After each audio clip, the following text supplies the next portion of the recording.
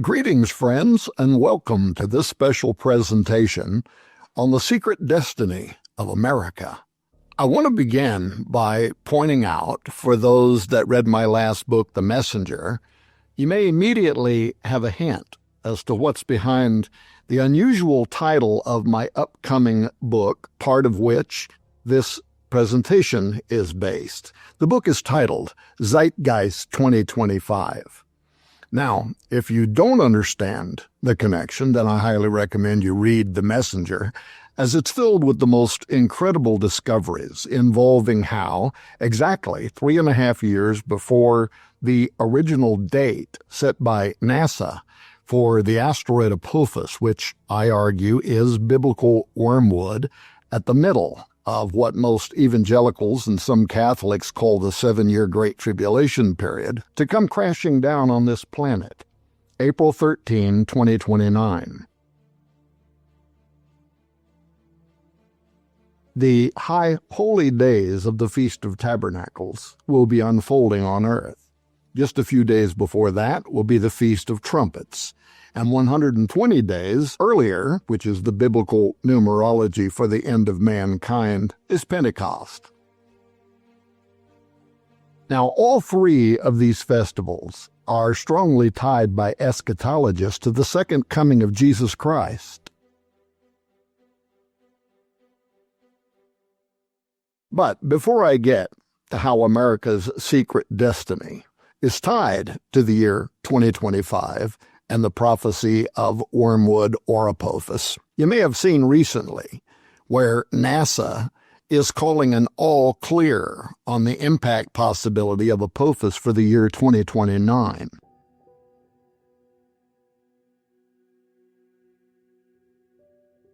But what they're not telling you is that a number of celebrated scientists disagree. For example, one mathematician is warning that NASA's trajectory calculation of Apophis is off by as much as 600,000 miles, which Harry Lear implies could send Apophis crashing into Earth 8 years from now on April 13, 2029. Lear even sent an open letter to the President of the United States and U.S. government scientists, begging them to cross-check these calculations from NASA immediately, even though he ends his dispatch with an ominous admonition that we're probably already out of time. More impressive than Lear, top 100 scientist Nathan Myhrvold, in a recent peer-reviewed paper titled An Empirical Examination of Wise Neo-Wise Asteroid Analysis and Results, refutes much of the data from NASA, and he actually charges them with deliberately misreporting threats by near-Earth objects and even of behaving, quote, extremely deceptively with deliberate scientific misconduct in a cover-up of very real and potentially imminent space threats. And then there is famous planetary scientist and astrophysicist Neil deGrasse Tyson, who admits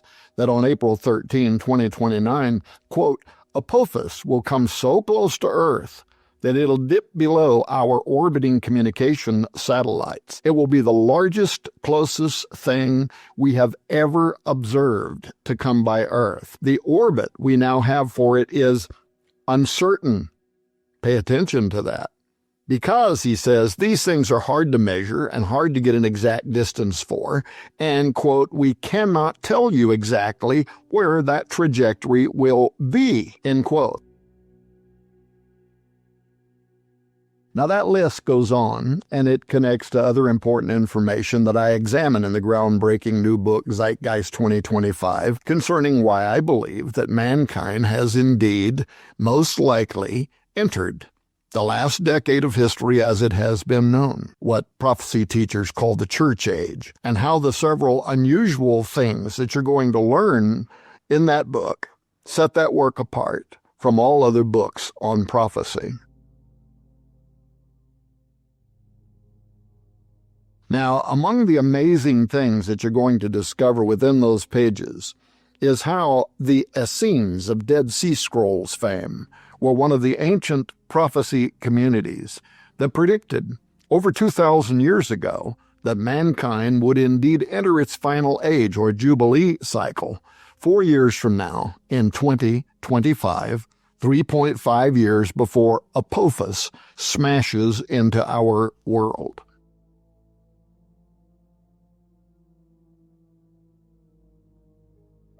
Assuming for the moment that I'm right, and that the asteroid Apophis is biblical wormwood, and therefore 2029 represents a period around the middle of the Great Tribulation period when the trumpet judgments began. Monday, October 13, 2025, that is April 13, 2029 minus 3.5 years. That would be the approximate start date for what dispensationalists call the 7 years of tribulation foreseen in the Bible in such places as Matthew 24, Revelation 7, Daniel 12, and so on. But besides prophecy, 2025 is intriguing in that it's also the year envisioned 10 years ago in a series of studies co-organized by the Atlantic Council and government organizations from Europe, the United States, Beijing, Tokyo, Dubai, other partnering nations that led the United States National Intelligence Council and the European Institute of Security Studies to produce a report that I encourage you to read titled Global Governance 2025 at a Critical Juncture. And in that document, the highest level intelligence agencies in the world determined that a global government could emerge around 2025 from what they called an unprecedented threat that would materialize, requiring all nations to lay down their differences and to come together in mutual defense of one another against an unprecedented menace. Among some of the things that they foresaw included knowledge of an incoming asteroid, a new pandemic, which I happen to believe Apophis is also bringing with it via an extremophile microorganism that has a virus inside of it. They also foresaw biotech-created new forms of humanity representing an existential threat.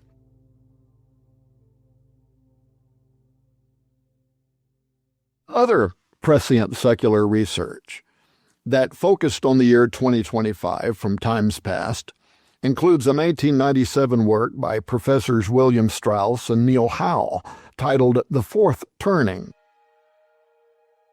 which examines Western historical paradigms over the past 5 centuries, and they discovered cycles of life and generational archetypes that expose an astoundingly revealing pattern of incidents which ultimately lead to chaos and what they called a fourth turning, which they, by the way, envisioned culminating in a totalitarian world government that they saw arriving, yes, around the year 2025.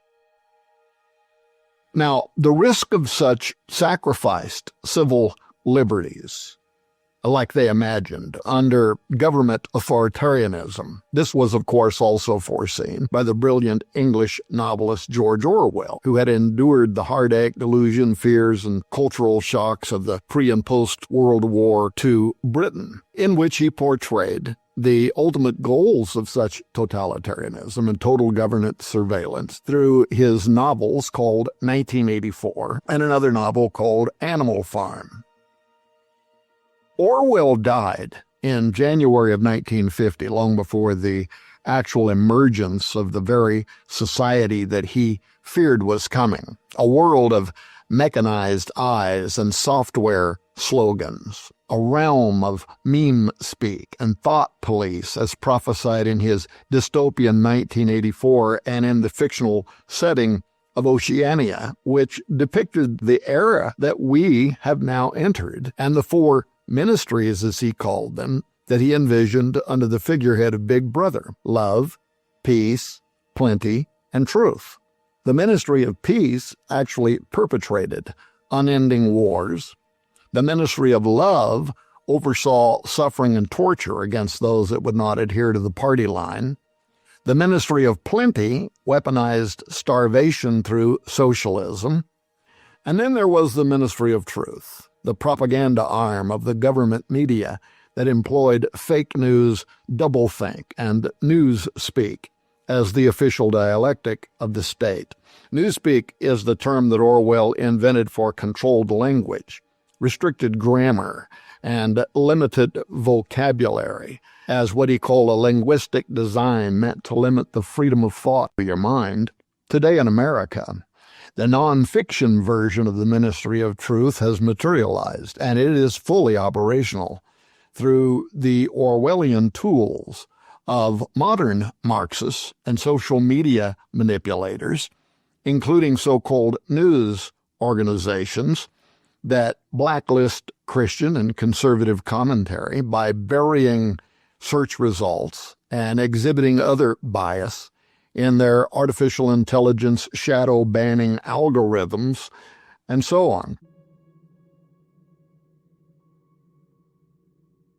Orwell actually foresaw this very society where social media and 24-hour news cycles invigorate a cancel culture mob into tyrannizing anyone who holds what they consider to be the wrong opinions, or say the wrong words, or point out the dangers of progressive ideologies' new truths. I want to start with North Carolina, where a conservative student who was actually spray painted in the face.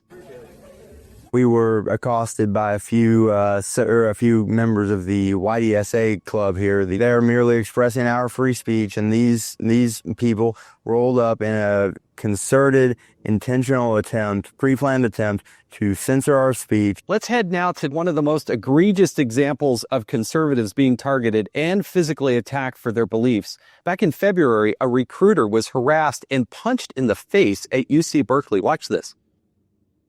Reason, your French students. This case has basically gone cold. He pleaded guilty. The DA is still sitting on it, no trial. If you do physical violence against conservatives, such as a professor who smacked someone with a bike lock not too long ago, you might get away with it. That's what's happening right now. The most vivid recent example being the burning down of all things Donald Trump, his brand, anything or anybody that appeared to support him.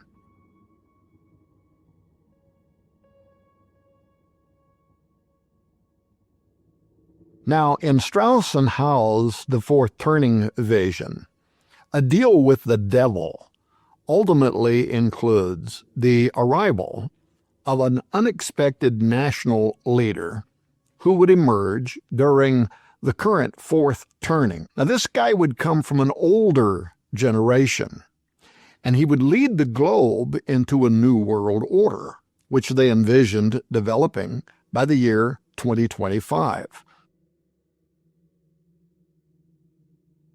This senior citizen, this oldest American president, this commander, whom they called the Gray Champion, and who some of us might worry could either be, or more likely pave the way for, Antichrist, would come to power as a result of the nation losing faith in existing government and desperate for a political savior to arrive and calm nerves by offering to build back better a socialist governance with welfare for the masses.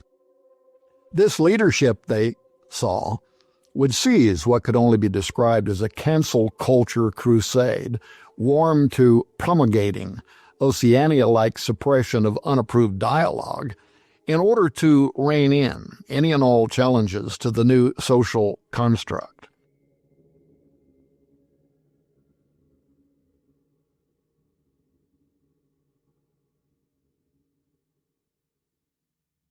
Is it real? Just ask the My Pillow guy, or Mandalorian star Gina Carano, or conservative actor and pro-life advocate Kevin Sorbo, or alt-tech microblogging and social networking service Parler.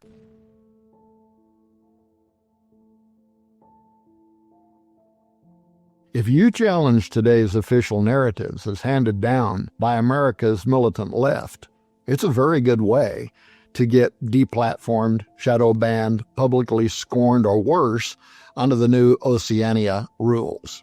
At Skywatch TV, we're all too familiar with this shadow banning of our reports, getting kicked off of our newsletter email service for conservative Christian commentary, and of course I myself, once more being mislabeled by Professor S. Jonathan O'Donnell, the fellow in the Clinton Institute for American Studies that a few years back referred to me as Horn's Milieu as the leader of the transhumanist agenda.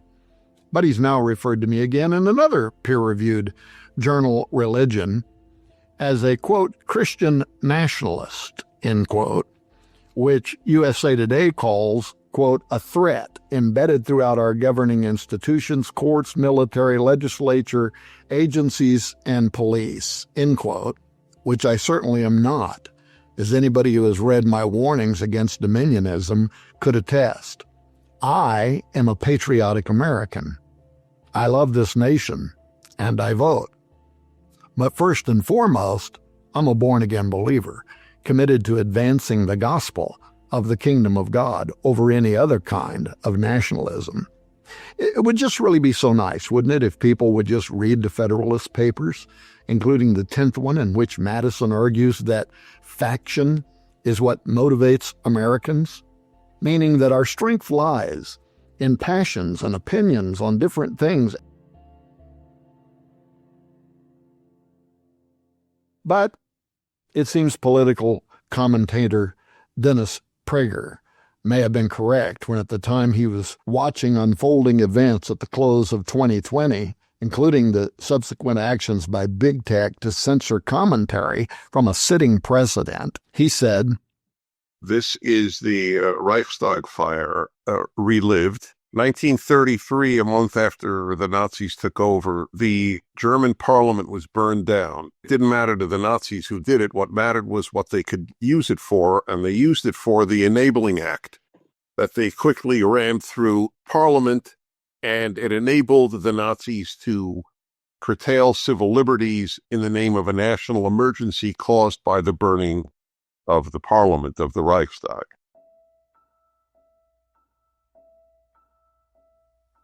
This is the Reichstag fire relived. We're living in a gigantic lie that is reminiscent of the Reichstag fire. Now, if you don't know what Prager was talking about, the Reichstag fire was an arson attack on the Reichstag building, home of the German parliament in Berlin, on Monday, 27 February 1933, precisely 4 weeks after Adolf Hitler was sworn in as Chancellor of Germany. Hitler's government stated that Marinus von der Lubbe, a Dutch council communist, was the culprit, and it attributed the fire to communist agitators. A German court decided later that year that Lubbe had acted alone, as he had claimed. The day after the fire, though, the Reichstag fire decree was passed. The Nazi Party used the fire as a pretext to claim that communists were plotting against the German government, which made the fire pivotal in the establishment of Nazi Germany. So the Nazis capitalized on the fire, and they quickly moved with a vengeance to cement their authority and to grant the state unprecedented power, of course, in the name of public safety, That resulted in suspending most civil liberties in Germany, including habeas corpus, freedom of expression, freedom of the press, the right of free association and public assembly, and the secrecy of the post and telephone. These rights were not reinstated during Nazi reign. The decree was used by the Nazis to ban publications not considered friendly to the Nazi cause, with communist electoral participation also suppressed.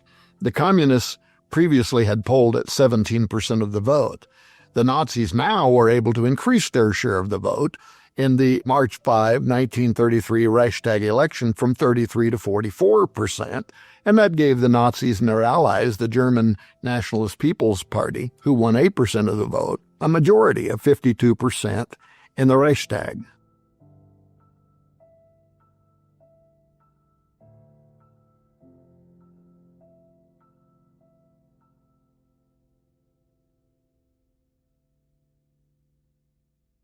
Now, Strauss and Howe were convinced 25 years ago that something very similar was going to unfold in the years immediately before Zeitgeist 2025, when they wrote their thesis.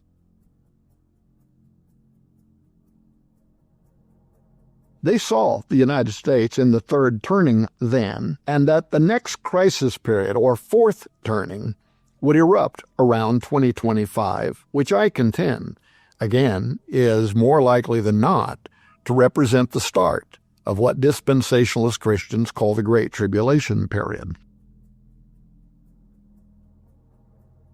Will the suppression of free speech under the new administration's tech oligarchy and the Soros and Obama-backed agitators that have continued to threaten havoc across America, will that ignite the circumstances that assist the gray champion's authoritarian rule? America has experienced three such major crises before: the Revolutionary War, the Civil War, and the Great Depression and World War II, each of which were followed by their respective periods of Reconstruction. These were times marked by social decay and civil dread that required Americans to carry a tremendous burden after massive conflict and substantial loss in order to try and rebuild a better future. And don't forget, it was Barack Obama who, after designating America no longer a Christian nation, declared just days before his election in 2008, quote, "We are 5 days away from fundamentally transforming the United States of America," end quote. His wife, Michelle Obama, echoed those sentiments earlier, saying, "We're going to have to change our traditions, our history. We're going to have to move into a different place as a nation," end quote. This intentional redefining of the nation and attempt at changing the course of the United States was partly what Donald Trump was trying to stop, and why in his State of the Union address in February 2019 he declared that as long as he was president, America would never be a socialist country. Here in the United States, we are alarmed by the new calls to adopt socialism in our country. America was founded on liberty and independence, and not government coercion, domination, and control. We are born free, and we will stay free. Tonight, we renew our resolve that America will never be a socialist country. Did all that change January 20, 2021, with the inauguration of Joe Biden? As the oldest American president ever, is he Strauss and Howe's gray champion that's going to lead the world into a socialist, Marxist, totalitarian world government? According to the Christian End Times blog Signposts of the Time, quote, "We as Christians, and in particular those that understand and follow Bible prophecy, will be watching with much interest over the next days, weeks, and months ahead to see how God will use President Joe Biden to put in place the final pieces of the last days puzzle that will usher in the tribulation period and the system of Antichrist," end quote. Are they right? Are we nearing the trigger events or chaos stage of a final fourth turning? Besides professors of history, like those who wrote the fourth turning and who foresaw what the actions and reactions of policymakers and social engineers would generate, behind such political players and master manipulators at these cultural realms, there's a different thing that I want to talk about, and that's an invisible order, vividly described in Scripture, that I believe holds deeper insight in where we are today and the influences that are guiding us to where we're going next. And that's what I really want to discuss in this presentation.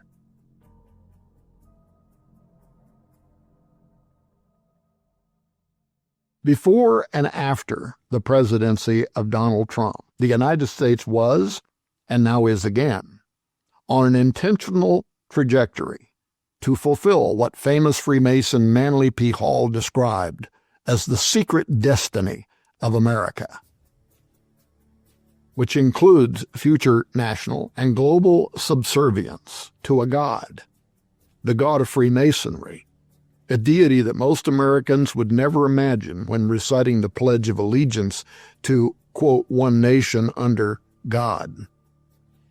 In fact, the idea by some that the United States was established as a monotheistic Christian nation by those who designed Washington, D.C., and that the God referred to on American currency is a Judeo-Christian one is a puzzling conclusion when reflected against the secret society, mystery religion, and deistic beliefs of so many of the founding fathers, as is, of course, perpetually viewed in the supreme architect deism of Freemasons and in the supreme judge of the world and divine providence notations in the Declaration of Independence and the countless pagan icons that dominate the symbols, statues, buildings, and seals that are carefully drafted under official government auspices. In fact, the Great Seal of the United States, of which Manly Hall rightly called the signature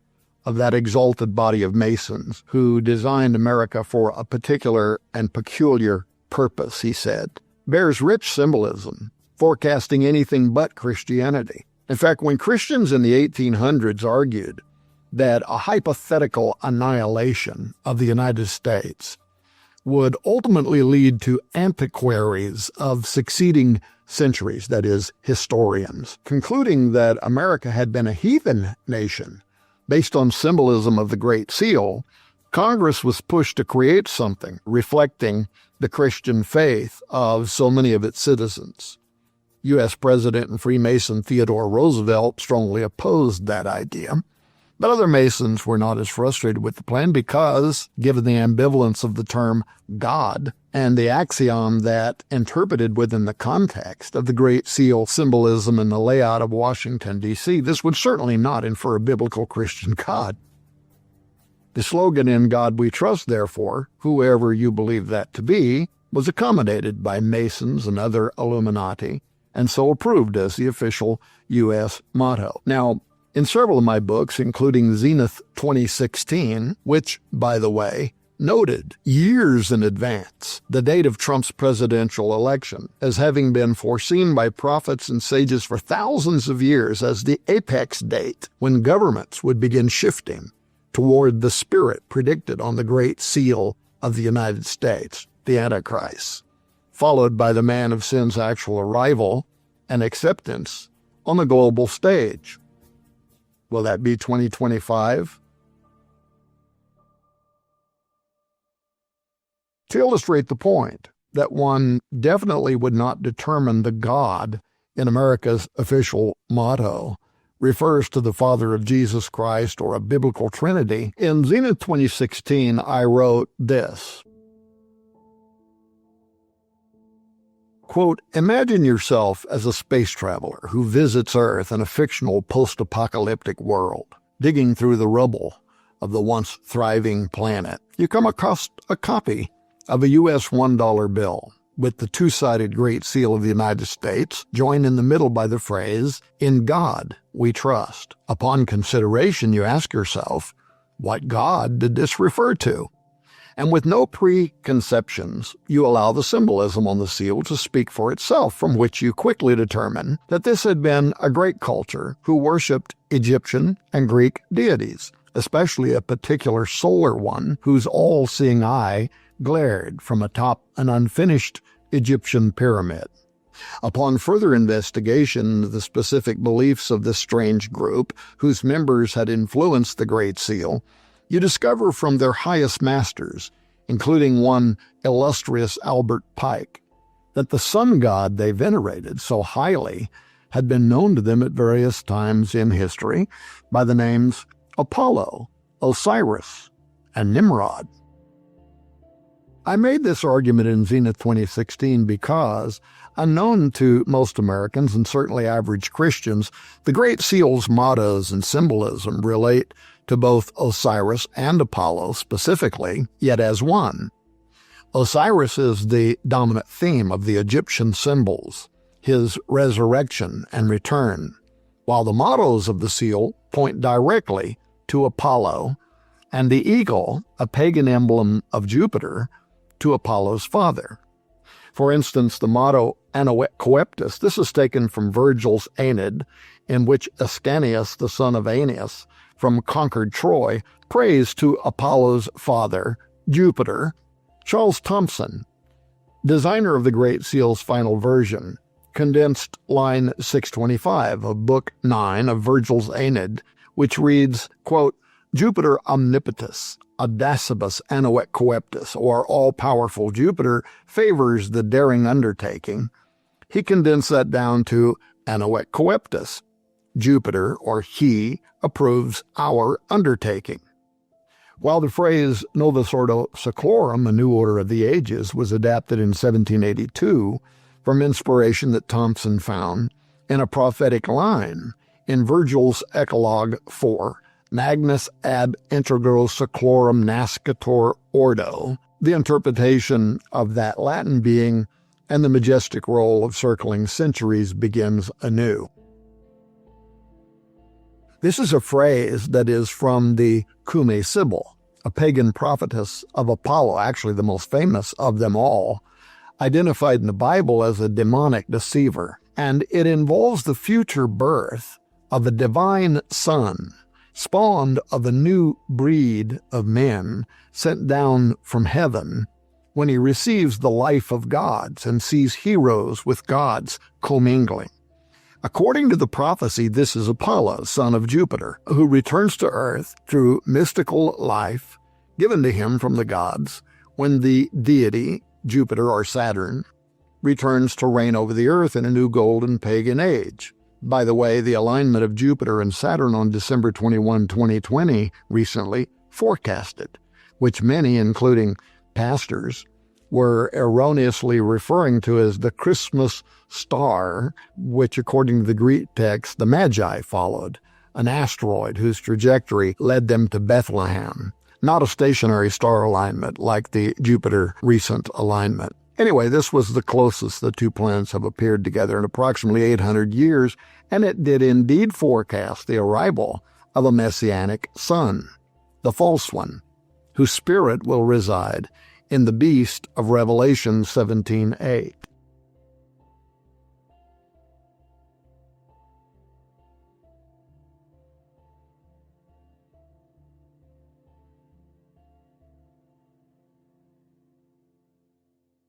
From the beginning of the prophecy, referenced on the Great Seal of the United States, we read, quote, Now the last age by Cumae Sibyl's sung has come and gone, and the majestic roll of circling centuries begins anew.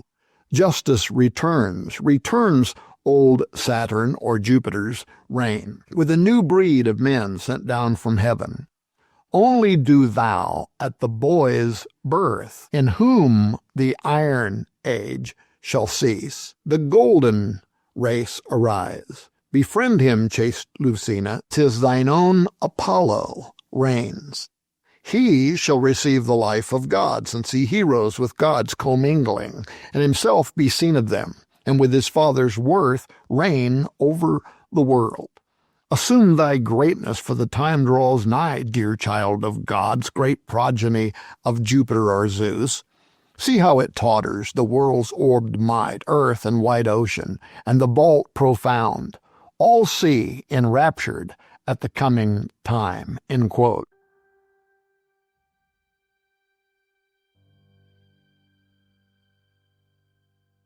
Now, according to Virgil and the Cumae Sibyl, whose prophecy formed the Novus Ordo Seclorum of the Great Seal of the United States, the New World Order is going to begin during a time of chaos, when the earth and oceans are tottering, a time like today.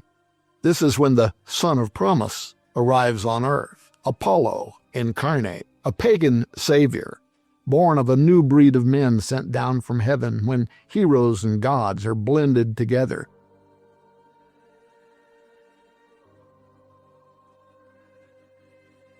It sounds eerily similar to what the Watchers did, doesn't it, during the creation of the Genesis 6 giants, and why many believe Antichrist also represents a return of the Nephilim. But to understand why such a fanciful prophecy about Apollo, son of Jupiter, returning to Earth should be important to you, in ancient literature, Jupiter was the Roman replacement of Yahweh as the greatest of the gods. He was a counter Yahweh. His son Apollo is a replacement of Jesus, a counter Messiah, a counter Jesus. This Apollo comes to rule when the final New World Order arrives as justice returns old Saturn's reign. The ancient goddess Justice, who returns Saturn's reign, Saturnia Regna, the pagan golden age, was known to the Egyptians as Mat, and to the Greeks as Themis, while to the Romans she was Lustitia. Statues and reliefs of her abandon thousands of government buildings and courts around the world, but especially in Washington, D.C., as famous Lady Justice, as we call her, blindfolded and holding scales and a sword. She represents the enforcement of secular law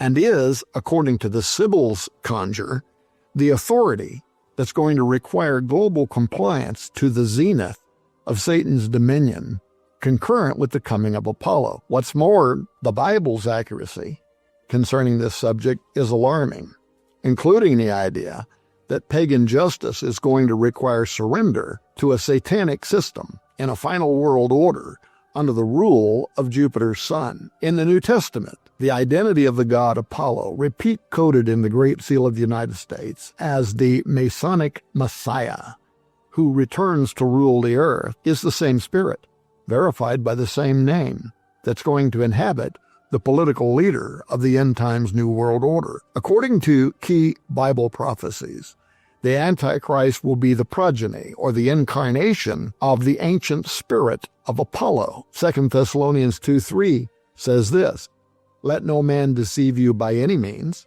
for that day shall not come, except there come a falling away first, and the man of sin be revealed, the son of perdition." And the Greek word there, perdition, is Apollo, Apolia. Revelation 17:8 likewise ties the coming of Antichrist with Apollo, revealing that the beast is going to ascend from the bottomless pit and enter into him. Here's what it says, quote, "The beast that thou sawest was and is not, and shall ascend out of the bottomless pit and go into perdition," Apolia, Apollo. "And they that dwell on the earth shall wonder, whose names were not written in the book of life from the foundation of the world, when they behold the beast that was and is not and yet is." Among other things, friends, that means that the Great Seal of the United States is a prophecy hidden in plain sight by the Founding Fathers for more than 200 years, foretelling the return of a terrifying demonic god who seizes control of earth in the new order of the ages. This supernatural entity was known and feared in ancient times by different names: Apollo, Osiris, even further back, by the way, as Nimrod, whom the Masons consider to be the father of their institution.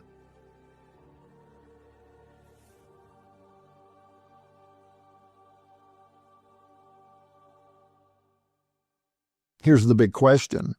Have modern leaders of the United States government acknowledged this secret destiny of America?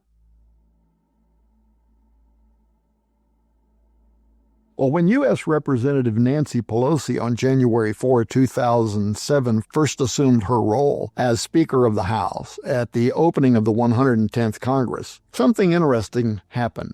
She followed the pattern set by George W. Bush and his old man, infusing a loaded statement concerning the Founding Fathers, saying they were so confident, quote, in the America they were advancing, they put on the seal, the Great Seal of the United States, Novus Ordo Seclorum, a new order for the centuries, end quote. Pelosi did not go into detail as to why she considered the phrase Novus Ordo Seclorum important dialectic during the momentous changeover of the control of Congress, and neither did she add why that expression exists beneath the unfinished pyramid and the all-seeing eye of Horus, Osiris, Apollo in the Great Seal of the United States in the first place. But her allusion to it was not coincidental.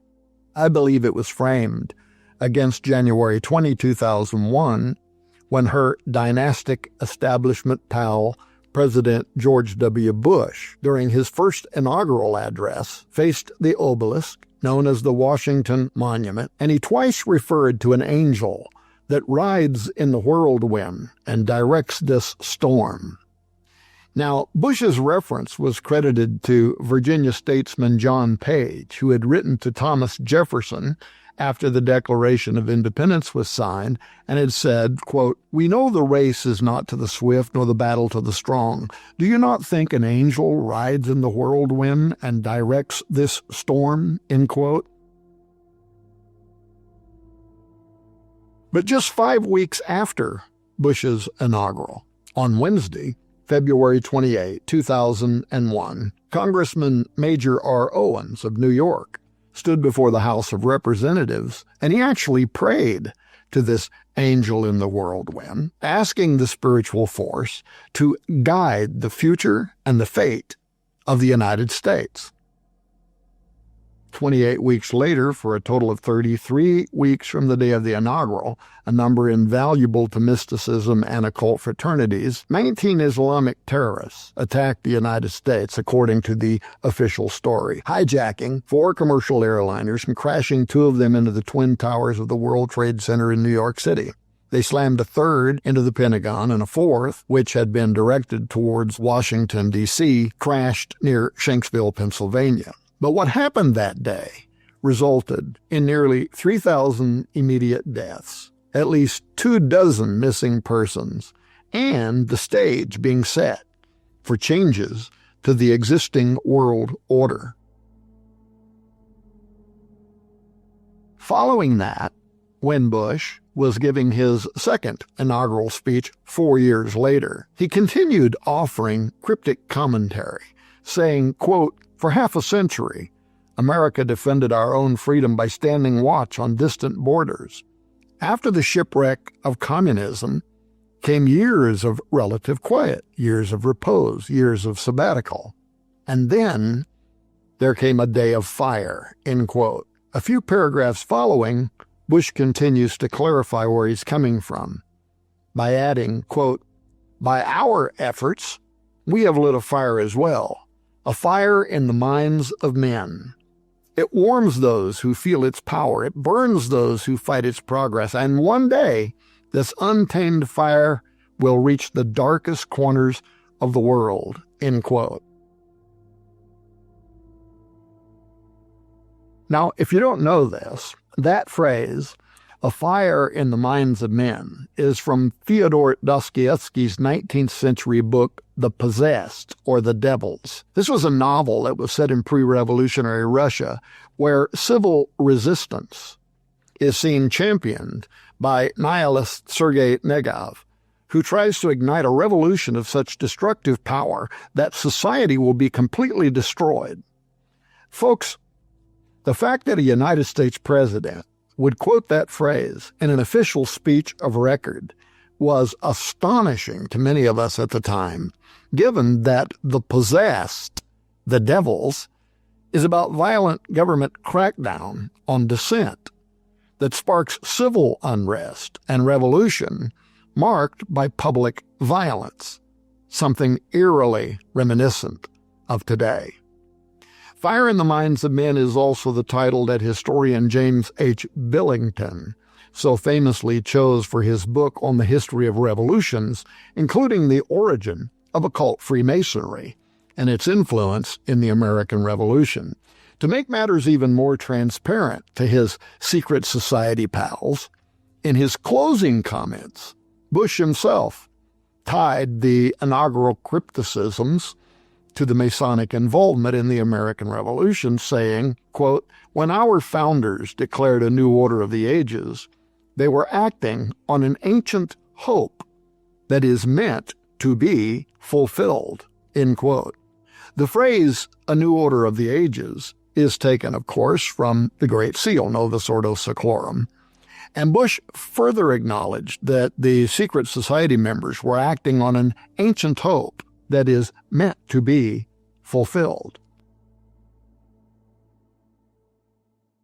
Now fast forward to today and the election of Joe Biden and Kamala Harris and the surreal, illicit invocation to dark supernaturalism tied to those governing entities, intent on fulfilling, as Bush prophesied, that ancient conspiracy from the Great Seal of the United States.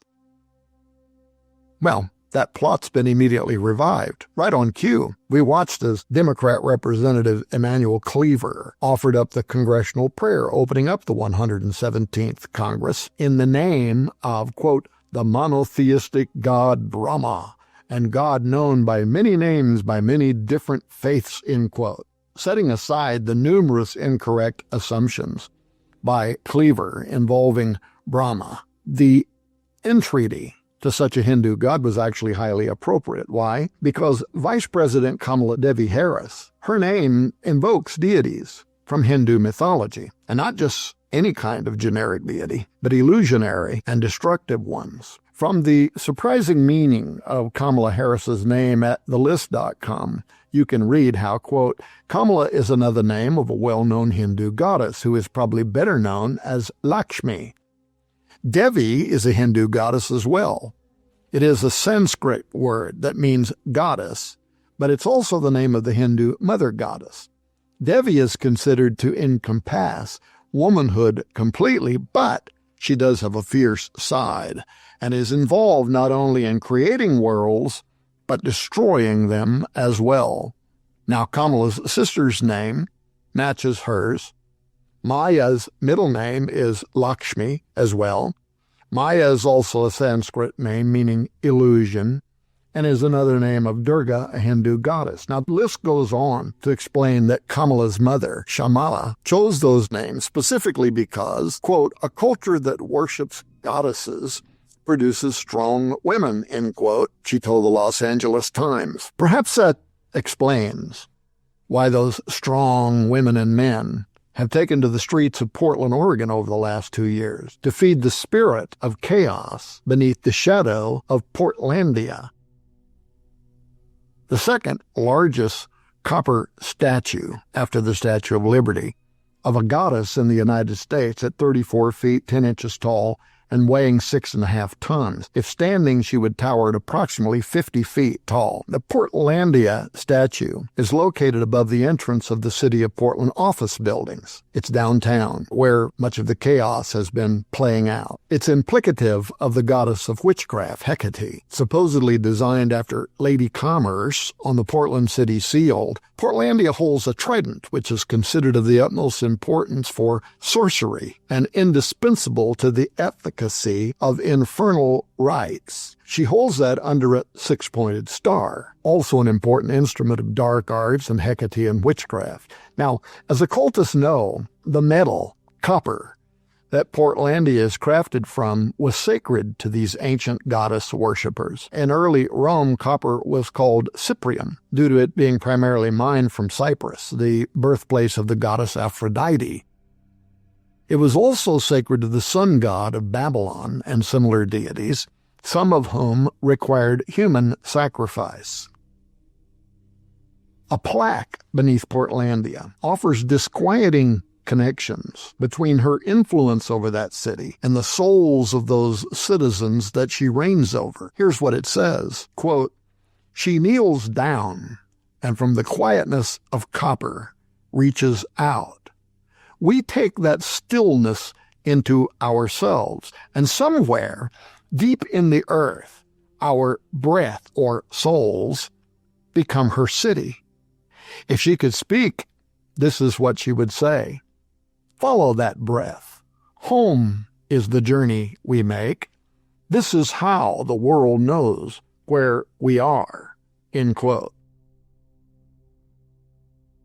Ladies and gentlemen, the pattern continues between some of America's recent national leaders whose invitations, unlike Donald Trump's habitual recognition of the Judeo-Christian God of the Bible, have been to dark supernaturalism for ruling over and guiding the souls and destiny of the nation into an occult world order. This now includes the new vice president, who could certainly become the actual president if aging Joe Biden, who former White House stenographer Mike McCormick, who worked for Biden for the past 6 years, says has lost 50% or more of his cognitive abilities if he becomes incapacitated or otherwise incapable of fulfilling his 4-year term.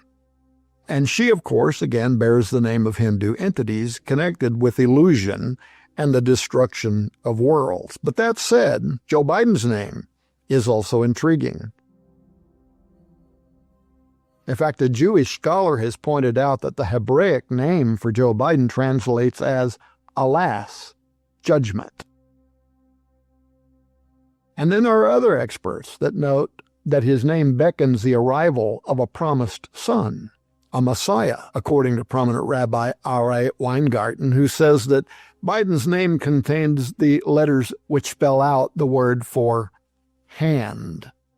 Now, an article at Israel365.com explains the significance. Quote, Rabbi Weingarten states the first and last letters of Biden's name spell out the word ben, meaning son, which hints at the process of Messiah, which will come through Messiah ben David, the anointed son of David, and Messiah ben Joseph, the anointed son of Joseph. Rabbi Weingarten added that the gematria, Hebrew numerology, of Ben is 52, which equals the name of Elijah, the prophet, who is the harbinger of the Messiah. Rabbi Weingarten then noted the inner letters of the name Biden, Yud and Dalet. The gematria of those letters equals 24. Many times in the Bible, he says, David's name is written with Yud, bringing the numerical total of his name to 24. He then goes on to explain Biden's last name is coming to remind us that we are on the verge of Elijah's arrival to reestablish the Davidic dynasty. The problem is, of course, for Christians and Messianic Jews, the Messiah already arrived in the New Testament. His name is Jesus.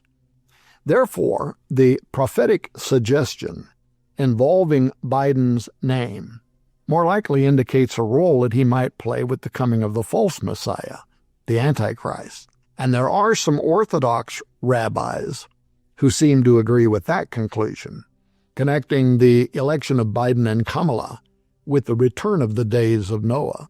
Rabbi Yoel Schwartz, the head of the Sanhedrin's Noahide court, a highly respected Torah law authority, actually produced a video in which he commented on the divergent possibilities of the U.S. presidential election. And one of the things that he made that I found interesting was where he found that the elections were held on the 17th of Shesvan. Schwartz noted that, according to Jewish tradition, rains that caused the flood in the time of Noah began falling on that day. It was also on that day, he says, that here in Israel, the first rains of the season fell in earnest. They should have been rains of blessing, but since Biden was elected, these rains became like the rain of the same day in the time of Noah, a harbinger of a coming flood. He also says, quote, the Democrats are spreading the very same sins that forced Noah into the ark.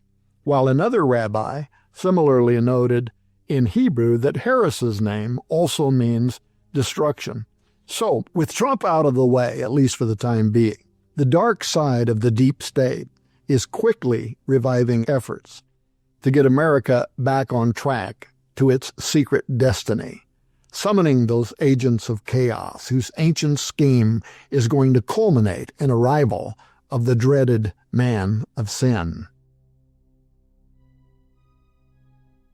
Joe Biden himself pledged allegiance to that New World Order in the Wall Street Journal op-ed, How I Learned to Love the New World Order, in which he detailed his vision of surrendering American sovereignty to a new global government via the United Nations.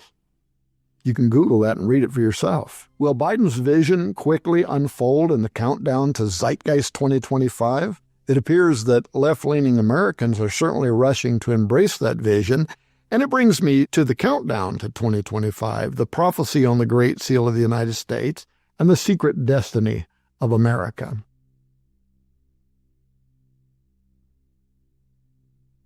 Let me tell you a little story.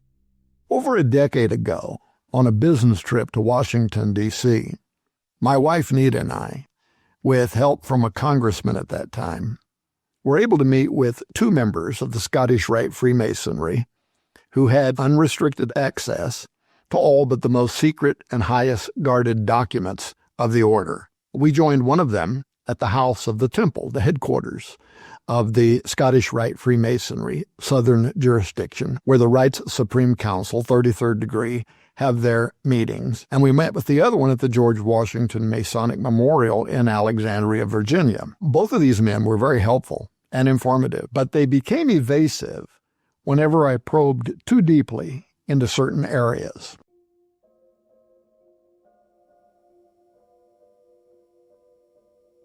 At the House of the Temple, like elsewhere, the Brotherhood of Darkness, as my old late friend Dr. Stanley Monteith used to call them, intentionally hide in plain sight their occult aspirations, which ultimately are going to be conceived in that one world order and one world religion under the son of Lucifer, or, as Manly P. Hall put it, quote, "The outcome of the secret destiny is a world order ruled by a king with supernatural powers.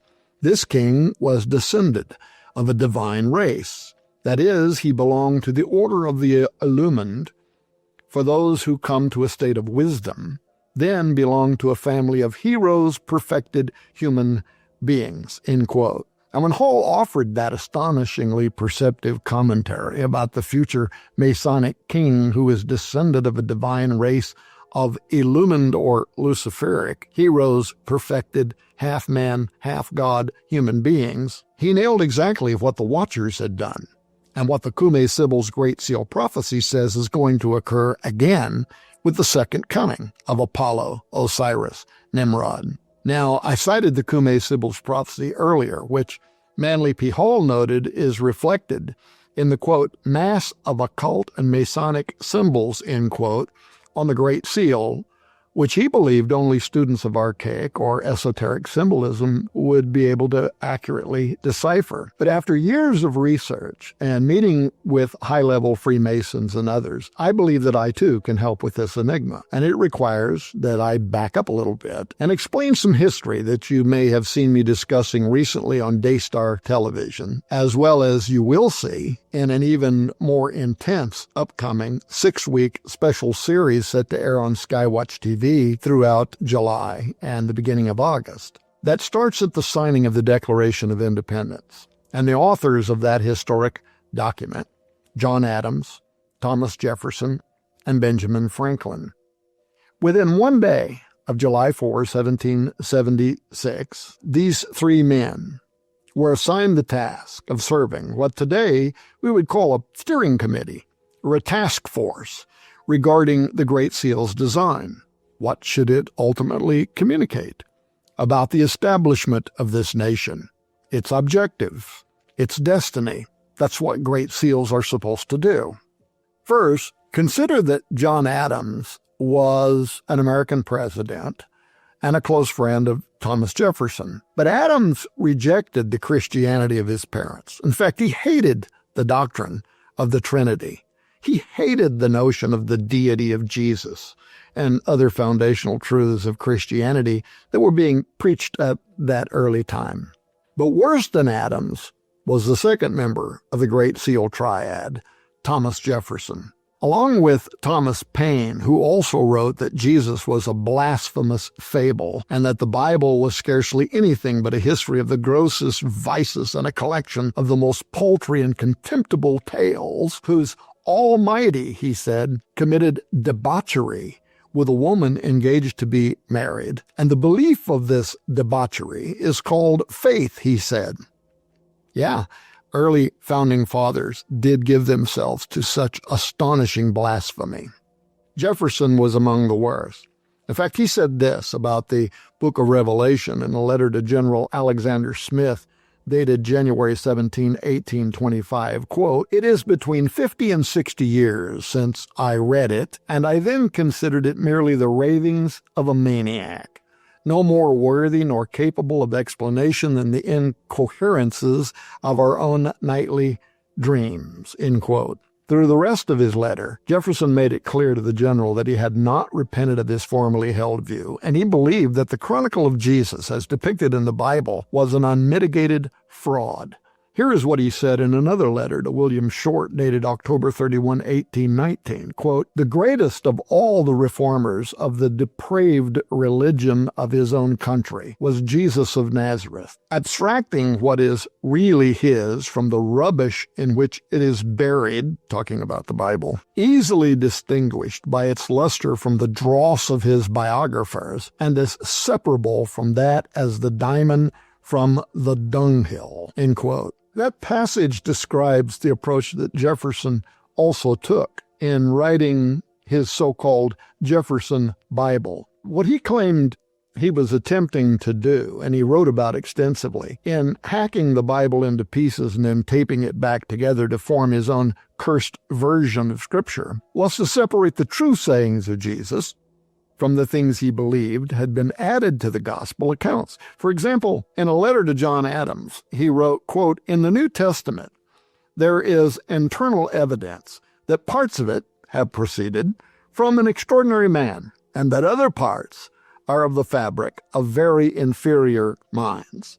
It is as easy to separate those parts as to pick out diamonds from dunghills," end quote. When one reads the Jefferson Bible, it becomes clear what Jefferson was referring to when he mentioned dunghills that needed to be removed from Scripture. He specifically took a pair of scissors and a razor blade, and he cut out evidence of the divinity of Jesus, of the messianic assignment of Jesus, including the virgin birth, the miracles of Christ, the Lord's resurrection, his ascension into heaven, and so on. And because it details his second coming and arrival of Antichrist, the entire book of Revelation was omitted. These were among the things Jefferson believed came from inferior minds, forming dunghills. Concerning the Lord Jesus himself, Jefferson wrote in another letter on April 13, 1920, quote, "Among the sayings and discourses imputed to him by his biographers," that is, the authors of the Bible, "I find many passages of fine imagination, correct morality, and of the most lovely benevolence, and others, again, of so much ignorance, so much absurdity, so much untruth, charlatanism, and imposture, that I separate, therefore, the gold from the dross, and leave the latter to the stupidity of some, and roguery of others of his disciples. Of this band of dupes and impostors, Paul," talking about the Apostle Paul, "was the first corrupter of the doctrines of Jesus," end quote.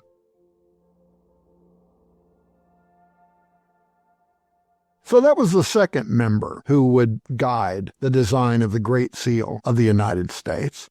And then there was Benjamin Franklin. Benjamin Franklin was one of the most influential founding fathers. He was, without question, deeply involved in Freemasonry and in other secret societies. He belonged to secret groups in 3 countries involved in the War of Independence: America, France, and England. He was master of the Masonic Lodge of Philadelphia. While over in France, he was master of the Nine Sisters Lodge, from which sprang the French Revolution, which was significantly anti-God. In England, he joined a rockish political group founded by Sir Francis Dashwood, known as the Hellfire Club. This 18th century group is described as follows, quote, "The Hellfire Club was an exclusive English club that met sporadically during the mid-18th century. Its purpose, at best, was to mock traditional religion and to conduct orgies. At worst, it involved the indulgence of satanic rites and sacrifices. The club to which Franklin belonged was established by Francis Dashwood, a member of Parliament and friend of Franklin. The club, which consisted of the Superior Order of 12 members took part in basic forms of satanic worship. In addition to taking part in the occult, orgies and parties with prostitutes were also said to be the norm. The Times reported, quote, initial estimates are that the bones are about 200 years old and were buried at the time Franklin was living in the house, which was his home from 1757 to 1762 and from 1764 to 1775. Most of the bones show signs of having been dissected, sawn, or cut. One skull has been drilled with several holes, end quote. Later reports from the Benjamin Franklin house reveal that not only were human remains found, but animal remains as well, that appear to be blackened or charred as if by fire and then hidden beneath the floorboards of the home. Needless to say, the evidence has caused a number of researchers to suggest that Franklin's involvement with the Hellfire Club may have been connected with Satanists performing ritual killings of both humans and animals.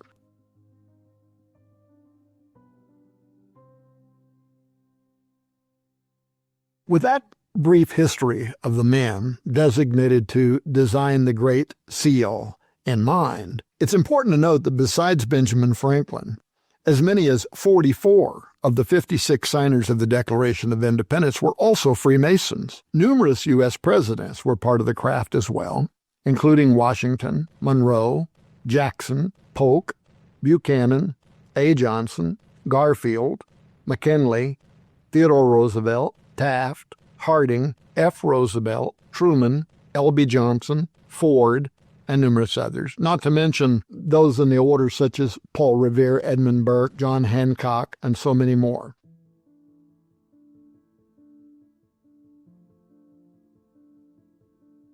Besides the Great Seal, the question, though, of whether the Order of Freemasons engineered the entire United States city named after America's first president, according to an occult grand design, is something that I want to talk about. It's definitely something that a growing body of historians and researchers are admitting. For instance, David Ovison, who became a Mason after writing The Secret Architect of Our Nation's Capital, The Masons and the Building of Washington, D.C., he argues effectively that the city's layout intentionally incorporated the esoteric belief system of Freemasonry, especially as it involved astrologically aligning the capital with the constellation Virgo or Isis. In 1793, when George Washington sanctioned the laying of the Capitol building's cornerstone, he did that while wearing a Masonic apron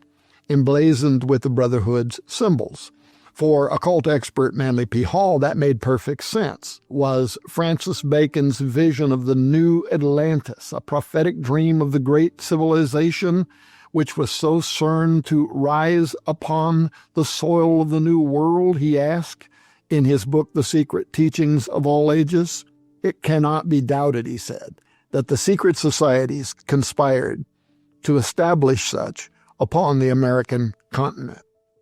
Hall's New Atlantis reference was based on a utopian scheme that the European secret societies of the 16 and 1700s were literally infatuated with, wherein an occult democracy would be established based on men participating with ancient Greco-Roman gods to earn their favor, their protection, their power in the establishment of a government dedicated to their second coming at the dawn of a new golden age. That's why all of this is on the Great Seal. It's why the city is laid out the way it is. Now, Hall continued that historical incidents in the early development of the United States clearly bore, quote, the influence of that secret body which has so long guided the destinies of people and religions. By them, nations are created as vehicles for the promulgation of ideas, and while nations are true to these ideals, they survive. When they vary from them, they vanish, like the Atlantis of old, which had ceased to know the gods, end quote. Involvement by Freemasons for the development of early America as the New Atlantis is clearly viewed from the Great Seal all the way over to the symbolic layout of Washington, D.C., as the capital for this new Atlantis. And in fact, that's been so well documented over the last few decades that even Masons today have ceased denying the affiliation. And in fact, daily Masonic tours through services devoted to that history are now offered of the city's landmarks to illustrate the connection, literally for a fee. A guide will help you visit locations such as the George Washington Masonic National Memorial or the House of the Temple, the headquarters of the Scottish Rite Freemasonry. The House of the Temple, I've been there numerous times. I've met with 33-degree Freemasons there, asked many, many questions that are in numerous of my books. Designed in 1911, the House of the Temple hosts the Freemason Hall of Fame, an enormous collection of Freemason memorabilia, including various artworks important to the Masons, a library of 250,000 books, which I've gone through, and more importantly is the location for the Rite's Supreme Council 33rd degree meetings. When you leave the building, you can exit the House of the Temple, walk down the street, and take pictures of the enormous Masonic obelisk, the phallic Egyptian symbol of fertility in the distance known as the Washington Monument, which I will discuss here in a few moments.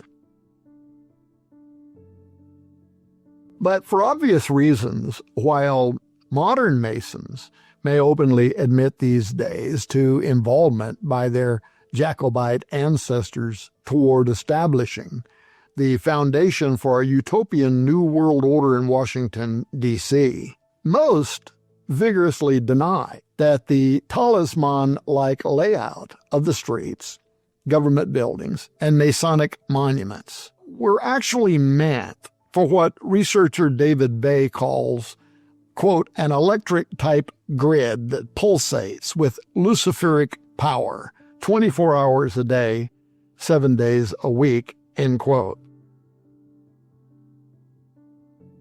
Notwithstanding that denial, the government's own records explain otherwise, clearly stating that the capital city design was indeed shepherded by those who wanted it to reflect dedication to the pagan gods. For instance, the article that anybody can Google and read, called The Most Approved Plan, the competition for the capital's design.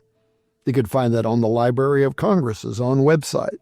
And it tells how, after advertising a competition for the design of government center in D.C., George Washington, Thomas Jefferson, and the commissioners of the District of Columbia were disappointed by the entries, and a design based on, quote, the Roman Pantheon, the circular domed rotunda dedicated to all pagan gods, was suggested by Jefferson, who later shepherded it through several transformations in order to accomplish the end goal. Now, Freemason David Ovison adds that when the cornerstone of the U.S. Capitol building was laid, it was actually done through Masonic rituals meant to procure approval of these pagan gods. As recorded in 2 bronze panels on the Senate doors of the Capitol, George Washington is seen standing in front of a Mason who holds 2 versions of the Masonic square, while he himself uses a Masonic trowel on the cornerstone. It is the apron that Washington so famously wore that day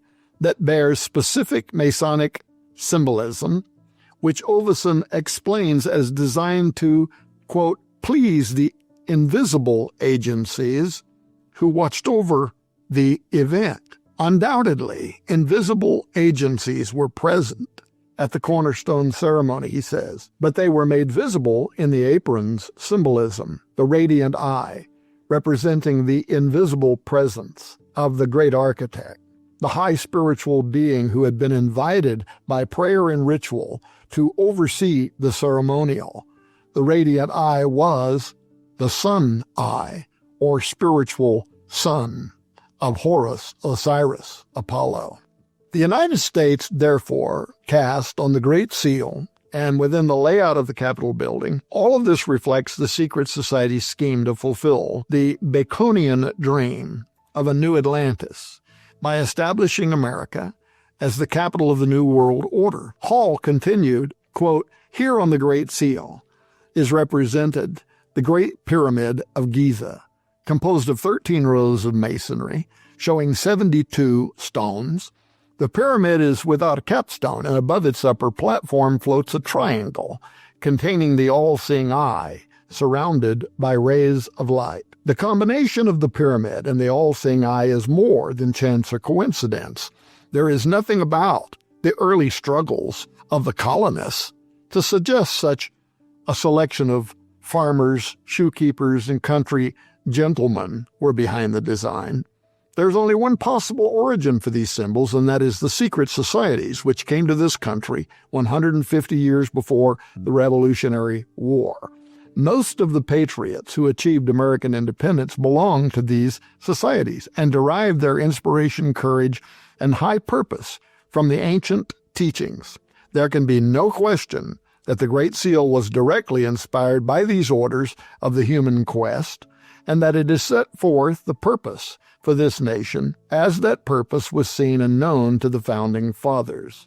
The monogram of the New Atlantis reveals this continent as set apart for the accomplishment of the great work. Here is to arise the pyramid of human aspiration, the school of the secret sciences, end quote.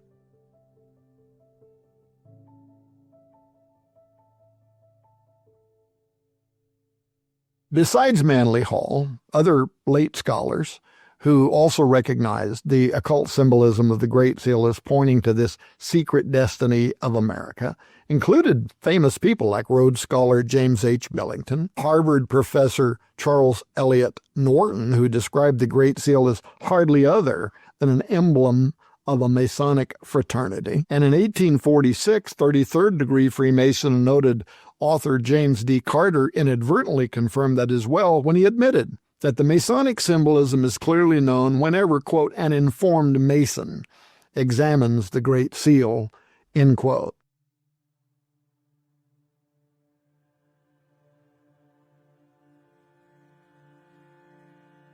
And yet, for all the volumes written in the early years about the arcane meaning behind the symbols and mottos of the Great Seal, it was not until the 1930s that, perhaps by providence, the significance of the seal started finding its defining moment.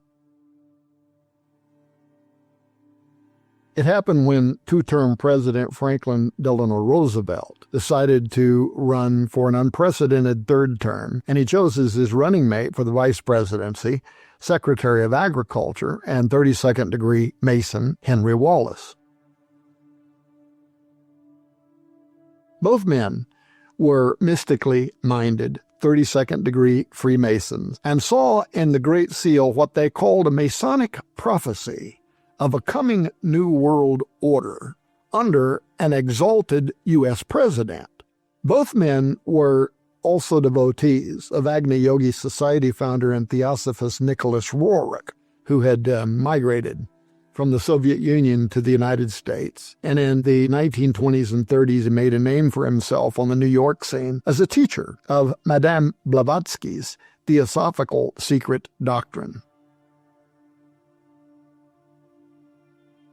Roerich's particular devotion, however, to mysticism was increasingly focused on apocalyptic themes surrounding the coming of a new earthly order that would be born out of chaos. And that struck a chord with Wallace in particular.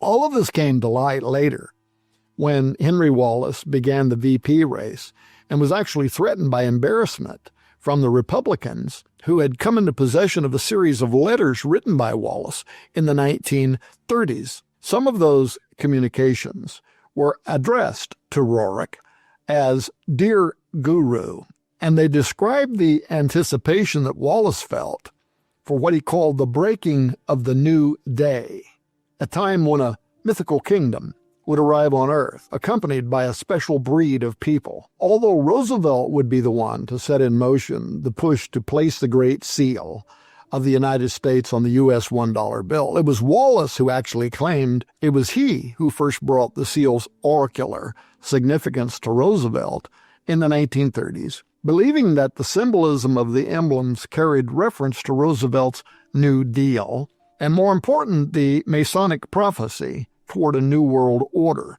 Wallace describes this meeting that he had with Roosevelt. Quote, Roosevelt, as he looked at the colored reproduction of the seal, was first struck with the representation of the all-seeing eye, a Masonic representation of the great architect of the universe. Next, he was impressed with the idea that the foundation for the new order of the ages had been laid in 1776, but that it would be completed only under the eye of the great architect.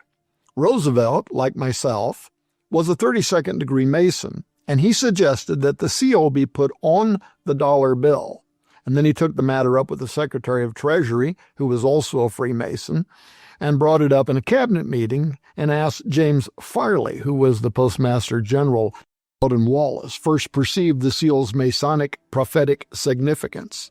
Surviving records clearly show that it was Roosevelt, and in his own handwriting no less, who instructed that the front side of the seal be placed on the right back of the dollar, and the reverse side of the seal, with the pyramid and all-seeing eye, be put on the left side, so that it would be the first thing that people saw when reading the back of the dollar bill from left to right.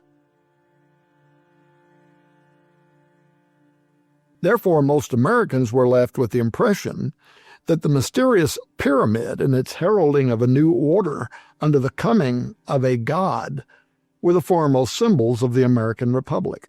Wallace and Roosevelt viewed this all-seeing eye above the unfinished pyramid as pointing to the return or the reincarnation of the coming savior of Masonry, referenced in the mottos Anavet Coeptis and Novus Ordo Seclorum, whose arrival would cap the pyramid and then launch the New World Order. The all-seeing eye on the Great Seal is fashioned after the Eye of Horus, the offspring of Osiris, or Osiris resurrected, as both of these men understood. But Aleister Crowley, who was also a 33rd degree Freemason, who called himself the wickedest man on earth, the Antichrist 666 and all that, he was a Roeric occult contemporary. And he often spoke of this as the new age of Horus being reflected on the Great Seal, and the breaking dawn of the rebirth of Osiris.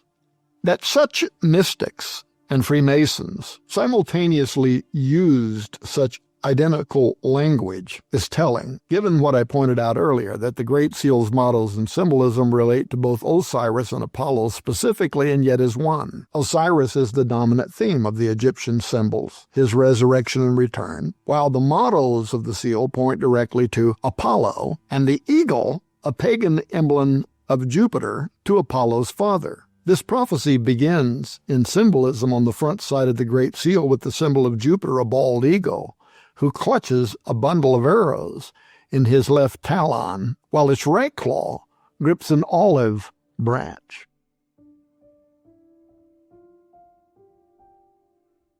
Besides the origin of the Latin mottos on the Great Seal being derived from Apollonian prophecies, forecasting the second coming of this Apollo Osiris under the usurper Jupiter-Saturn in a final occult world order, the symbols on the Great Seal confirm the secret destiny of America and the desire of especially Thomas Jefferson to accommodate the magical entry of these entities at the start of what I would call the Great Tribulation period. And again, I've gone out on a limb, and I am pointing to the year 2025 as potentially the start date of that event.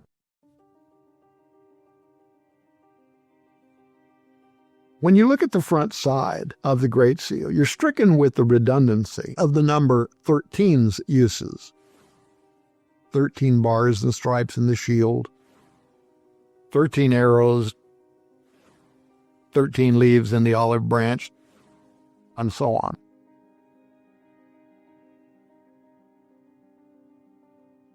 Now that pattern continues on the reverse side with 13 levels in the uncapped pyramid, 13 letters of Anavet Coeptis, and so on. Albert Pike, in his famous book Morals and Dogma, revealed that Freemasonry's two sets of meanings exist behind these symbols. In this case, the superficial translation, for blue degree Masons and the profane, that's you and me, which assert that the number 13 refers to the original 13 colonies or states. However, what Pike also revealed is that the deeper meaning, understood by 33rd degree Masonry, is that the mystical number 13 actually reflects those parts of Osiris that Isis was able to find after he was murdered by his evil brother Set. I'll talk more about that in a moment. The same is true with the phrase in the banner E pluribus unum, which is Latin for out of many, one, which laity and 32nd lower blue masonry degrees are told refers to the many ethnicities that came together to form one nation, while high degree occultists acknowledge that the true meaning of E pluribus unum echoes the God of many names, Gilgamesh, Osiris, Apollo, Nimrod, as the singular entity prophesied on the Great Seal to rule the world at the end of time. That's clearly understood whenever high-degree occultists and master Freemasons observe the bald eagle, the ancient icon of the god Jupiter, whose prophesied return is captioned in the phrase Anavet Coeptus on the reverse side of the seal, with the 13 stars forming a hexagram above his head. For example, 33rd degree Freemason and occultist Aleister Crowley, who claimed that the incorporeal entity Awas elected him to be the prophet that would lead the world into the age of Horus, the second coming of Osiris Apollo, he employed the same symbols of an eagle and a hexagram above its head as a talisman to summon the second coming of Jupiter. And then there's the accompanying layout of Washington, D.C. itself. David Oveson, who I mentioned earlier, whose works have been widely endorsed by Freemasons, including the top-level Freemasons in Washington, D.C., and also endorsed by Robert Hieronymus, considered one of the world's foremost authorities on the Great Seal. His works have been called, quote, exceptionally well referenced, and adds that the dedication of buildings such as the U.S. Capitol building, Cornerstone, had to be done at certain astrological times related to the zodiacal constellation Virgo or Isis, while Jupiter was rising in Scorpio because, quote, the Cornerstone ceremonial was designed not only to gain the approval of the spiritual beings, but also had to ensure that these were content that the building was being brought into the world at the right time, end quote. Oveson later stated more directly, quote, whoever arranged for Virgo to be so consistently operative during foundation and cornerstone ceremonies must have been alert to the fact that they were inviting some archetype or spiritual being to direct the destiny of the city, end quote. Finally, Oveson hints who the spiritual being governing the capital of the United States and directing our destiny is when he said, quote, a medieval esotericist would have said that Washington, D.C. was governed by the intelligency Hamalel, the spiritual entity which ruled Virgo and which worked hand in hand with Mercury, end quote.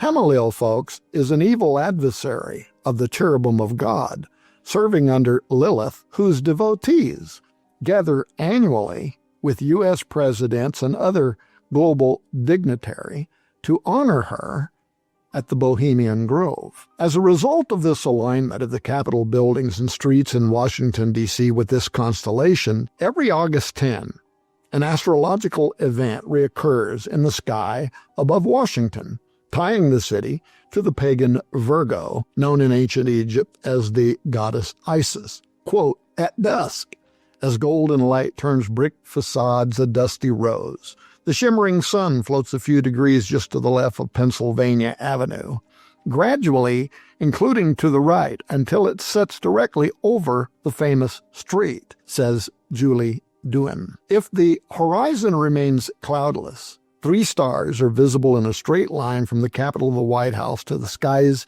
in the west, known as Regulus, Arcturus, and Spica. The stars form a right-angled triangle, framing the constellation of Virgo, end quote.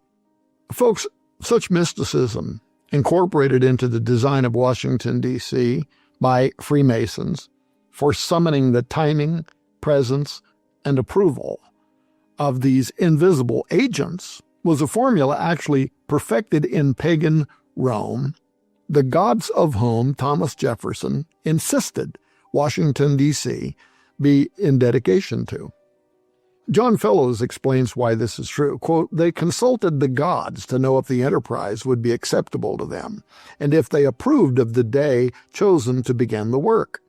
They invoked, besides the gods of the country, the gods to whose protection the new city was recommending, which was done secretly because it was necessary that the tutelary gods should be unknown to the vulgar." It may come as little surprise, then, that when George W. Bush, in a speech the day before his second inaugural, said that the United States had, quote, "a calling from beyond the stars," end quote, which is, by the way, a disturbing statement taken directly from the satanic Necronomicon fiction concerning alien creator gods, that the Capitol building had been intentionally set in the head of a Masonic owl figure, which in turn stands atop the White House, located on the chin of the pentagrammic goat of Mendes. The upside-down pentagram, or Baphomet, clearly visible in the D.C. street layout, represents the goat's head, and it's considered the most powerful symbol in Satanism, while the owl figure is a well-known representative of the Masonic, Illuminati, Bohemian, Owl of Wisdom incarnation of Athena, Minerva, Lilith, and Hecate. Occultists around the world understand the power of these DC symbols and rituals, and they realize that they are not only for conveying psychological concepts, but are there actually to coerce the mysterious and potent supernaturalism invited to take residence there. That is a belief system that is deeply preserved in all of the mystery school, Masonic, Babylonian, Egyptian, Greek, Roman, Kabbalistic symbolism that is and remains a part of modern Masonic history. According to famous Freemason Foster Bailey, those symbols intentionally hide, quote, "a secret which veils mysterious forces. These energies, when released, can have a potent effect," end quote. Scottish philosopher Thomas Carlyle once famously added, quote, "By symbols, accordingly, is man guided and commanded, made happy, made wretched," end quote. As previously pointed out, Masons are, as a result, under oath, never to reveal the true meaning of their symbols, and when somehow they are compelled to offer explanation, they falsify the statement, even to lower degree Masons. Substantial reasons exist for why the designers of Washington's Government Center would have wanted to likewise obscure the meaning behind the occultic layout of America's capital. If the public in general had been prematurely convinced of the end game prophesied in the DC symbolism, it would have been beyond the acceptance of prior generations, who likely would have demanded change in leaders and facilities. But as time moved forward, and increasingly it has become necessary for public understanding of America's heritage and secret destiny and intended purpose. Little by little, either by providence, promotion, or even resistance, a clearer picture has emerged of what Manly P. Hall called the secret destiny of America.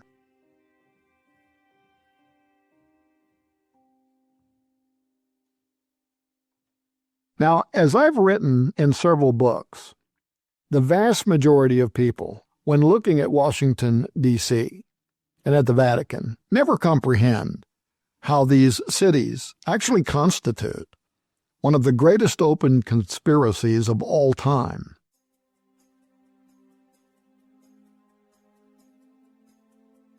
In both cities, reproduced in all their glory and right before the world's eyes, is an ancient talismanic diagram based on the history and the cult of Isis, Osiris and Horus, including the magical utilities meant to generate the deity's return. It's a primeval concept, especially that of domes facing obelisk. This was designed in antiquity for the express purpose of regeneration, resurrection, and apotheosis, for deity incarnation from the underworld to the earth's surface, through union of the respective figures, the dome, which is the ancient structural representation of the womb of Isis, and the obelisk, which is the ancient representation of the erect male phallus of Osiris. That layout, as modeled in antiquity, exists today on the grandest scale at the heart of the capital of the most powerful government on earth, the United States, as well as in the heart of the most politically influential church on earth, the Vatican. Now, given this fact and the pattern provided by the Apostle Paul and the Apocalypse of John, the book of Revelation, that the end times would culminate in a marriage between political, that is Antichrist, and religious, that is false prophet, authorities at the return of Osiris Apollo, it behooves open-minded researchers to carefully consider these prophecies in stone as it defines the spiritual energy that's knowingly or unknowingly being invoked at both locations, with potential ramifications for the year 2025 and beyond. The U.S. Capitol has been called the Mirror Vatican due to the strikingly similar layout and design of its primary buildings and streets. And that's no accident. In fact, America's forefathers first named the capital city Rome. But the parallelism between Washington and the Vatican is most clearly illustrated by the Capitol building and dome facing the obelisk known as the Washington Monument, and at St. Peter's Basilica in the Vatican by a similar dome facing a familiar obelisk, both of which were, according to their own official records, fashioned after the Roman pantheon, the circular domed rotunda dedicated to all pagan gods. That layout, a domed temple facing an obelisk, is an ancient alchemical blueprint that holds significant esoteric meaning. And for those that may not know, the U.S. Capitol building in Washington, D.C. is historically based on a pagan Masonic temple. Thomas Jefferson, who shepherded the anti-Christian Roman Pantheon design, wrote to the Capitol's architect Benjamin Latrobe, defining it as, quote, the first temple, dedicated to embellishing with Athenian taste the course of a nation looking far beyond the range of Athenian destinies, end quote. The Athenian Empire was first known as Osiria, the kingdom of Osiris.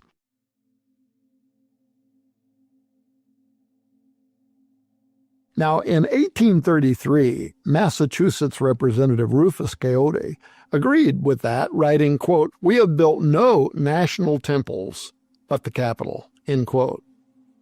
William Henry and Mark Gray, in their secular research book, Freedom's Gate, Lost Symbols in the U.S. Capitol, add that, quote, the U.S. Capitol has numerous architectural and other features that unquestionably identify it with ancient temples. After listing features to make their case that the U.S. Capitol building is a religious temple, including housing the images of a deified being, heavenly beings, God, symbols, inscriptions, sacred geometry, columns, prayers, orientation to the sun, and so on. They then concluded, quote, the designers of the city of Washington, D.C. oriented it to the sun, especially the rising sun on June 21 and December 21. By the way, the dates in 2020, the Newsweek and other sources reported the Aztec calendar stone in the Capitol Rotunda rolled over to a final age, followed December 21, 2020 by the alignment of Jupiter and Saturn, heralding the arrival of a promised sun that we mentioned earlier. But all that aside, the measurements for this orientation were made from the location of the center of the dome of the U.S. Capitol, rendering it a solar temple. Its alignment and encoded numerology point to the sun as well as to the stars. A golden circle on the rotunda story and a white star in the crypt marks the spot. It is clear that the builders viewed the Capitol as America's sole temple, a solemn solar temple, to be exact, end quote.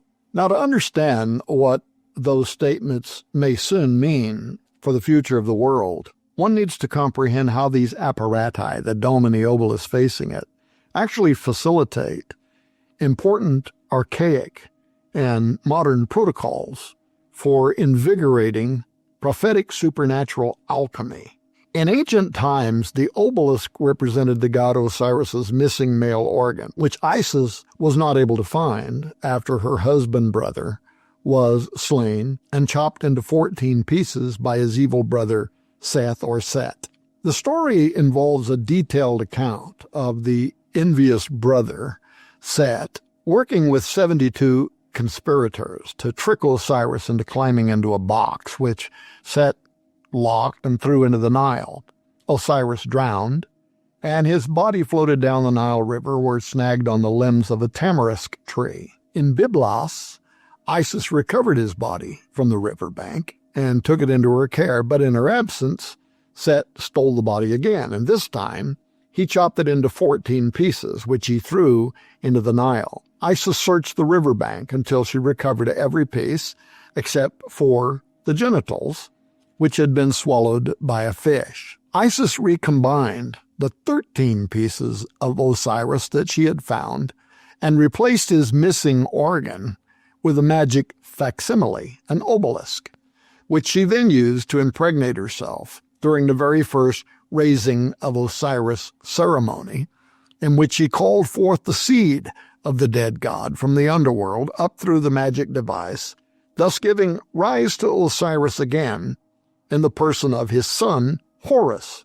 That legend for reincarnating Osiris literally formed the core of Egyptian cosmology, as well as the Rosicrucian Masonic dying and rising myths, and was fantastically venerated on the most imposing scale throughout all of Egypt by towering obelisks representing the phallus of Osiris and domes representing the pregnant belly of Isis, including at Karnak, where the upright obelisks were vitalized or stimulated from the energy of the masturbatory sun god Ra shining down upon them.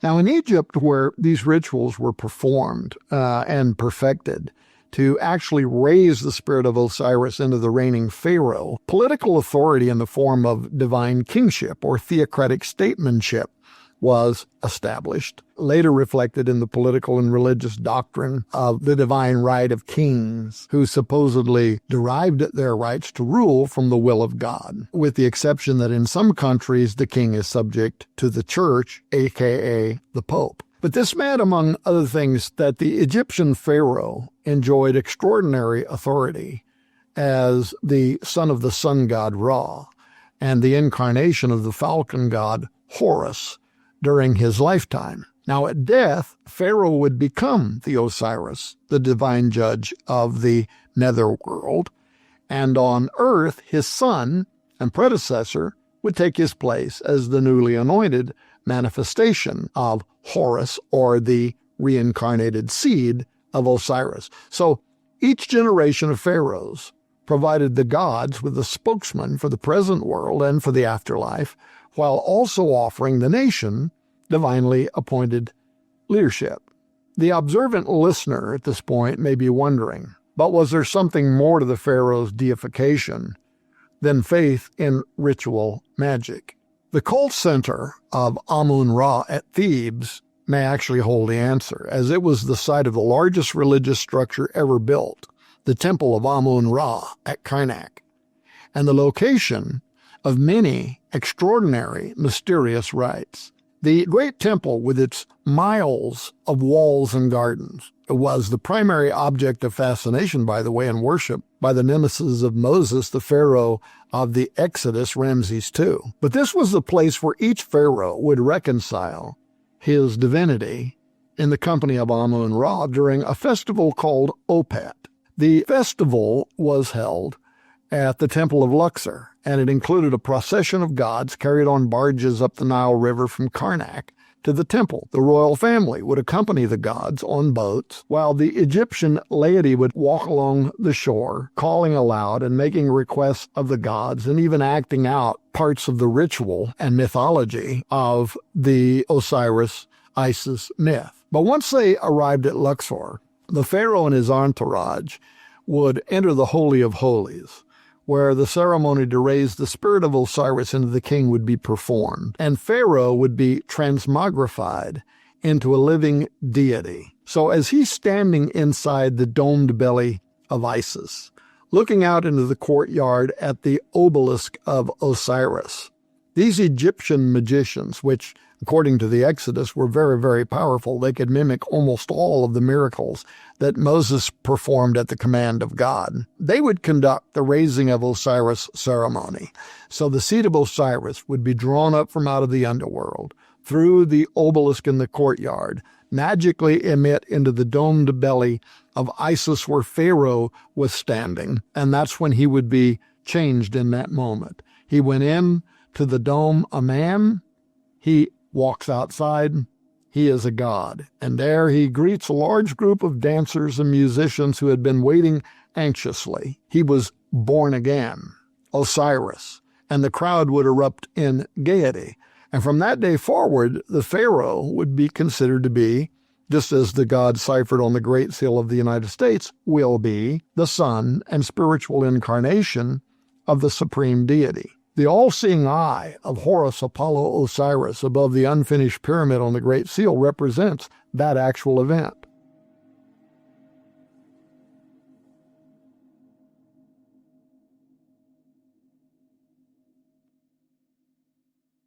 Fast forward to today.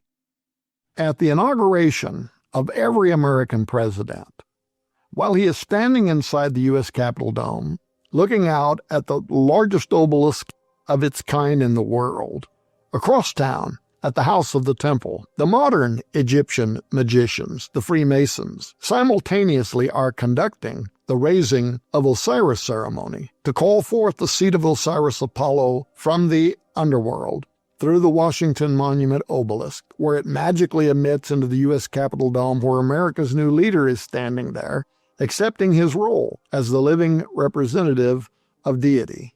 Now, this is being done in anticipation of the day when events are going to surpass parity, and the beast that was and is not shall ascend out of the bottomless pit and go into perdition, Apollo.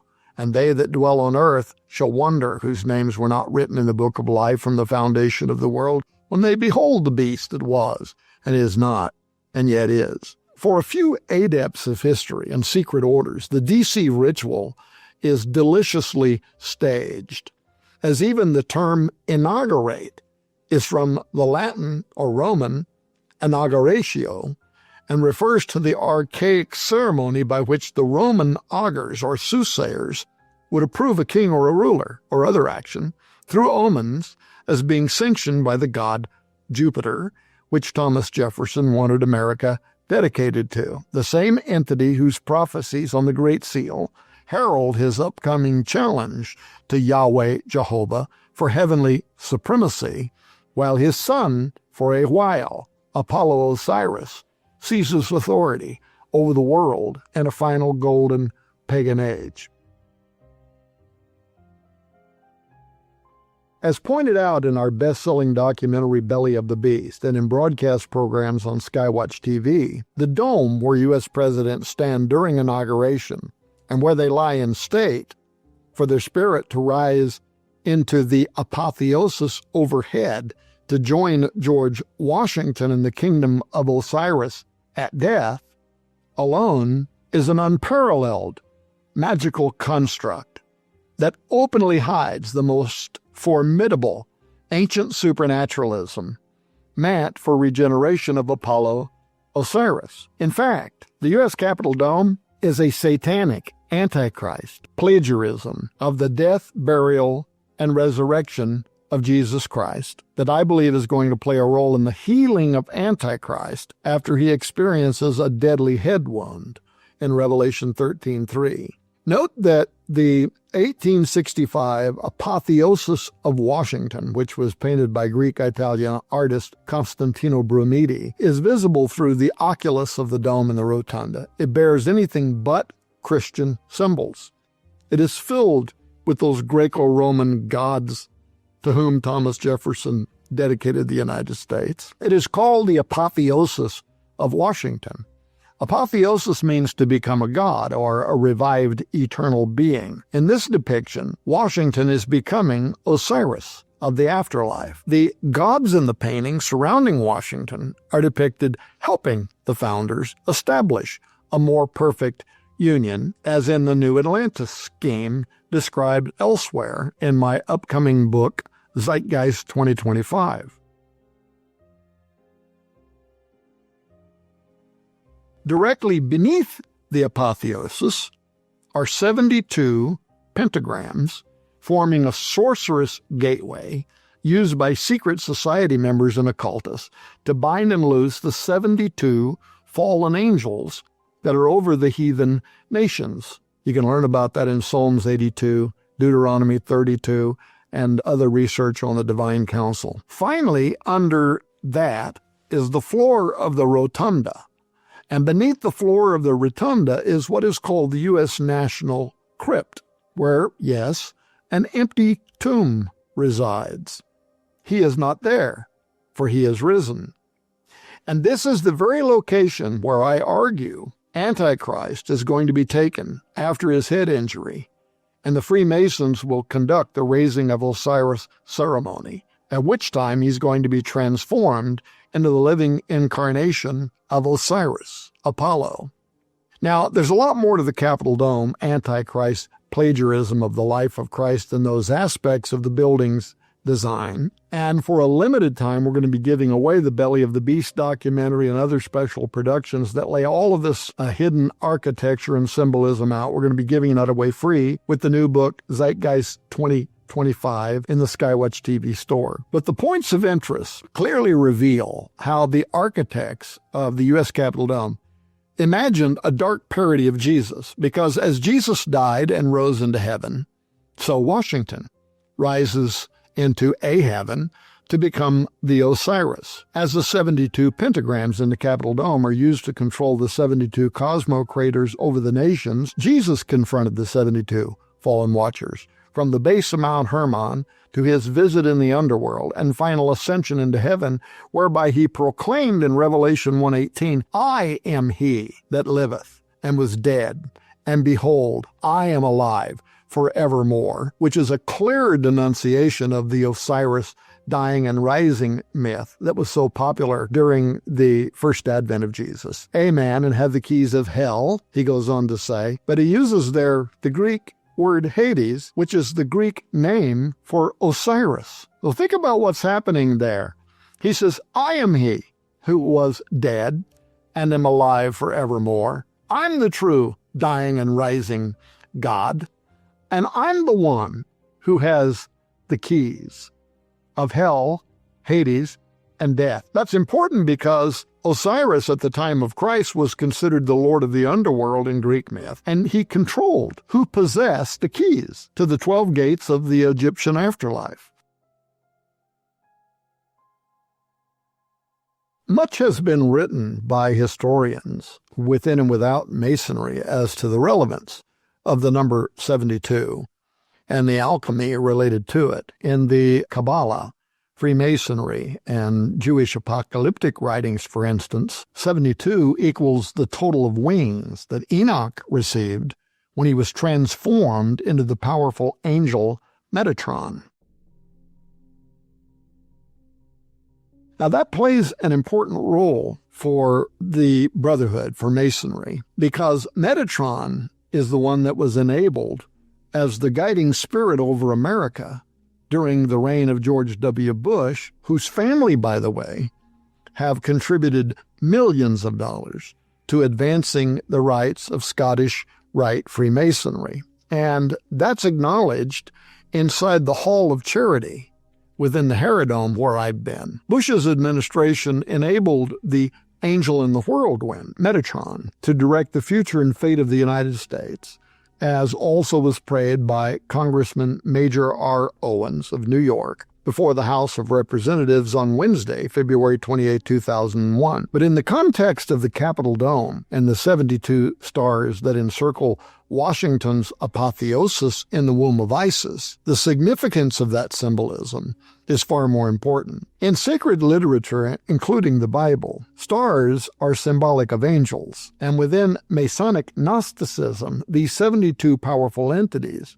reflected in the 72 conspirators that controlled Osiris's life in Egyptian myth, they currently administer the affairs of earth under Satan, the god of this world, according to 2 Corinthians 4:4.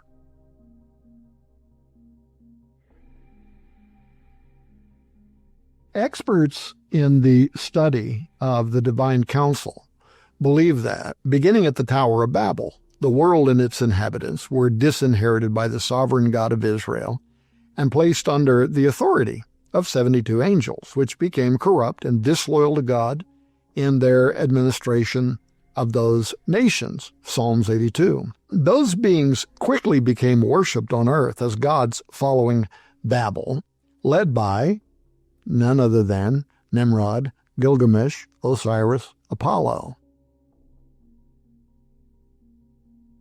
Consistent within that tradition, the designers of the Capitol Dome, the Great Seal of the United States, and the obelisk, Washington Monument, circled the apotheosis of Washington with 72 pentagram stars. They dedicated the obelisk 72 years after the signing of the Declaration of Independence, and they placed 72 stones on the Great Seal's uncapped pyramid, above which the eyes of Horus, Osiris, Apollo stare from the Great Seal of the United States. Those three sets of 72, combined with the imagery and occult numerology of the Osiris obelisk and the Isis dome and the oracular Great Seal, are symbolic of the influence of Satan, a demonic trinity, and his angels over the world, with a prophecy toward Satan's final earthly empire, the coming Novus Ordo Seclorum, or the new golden pagan age.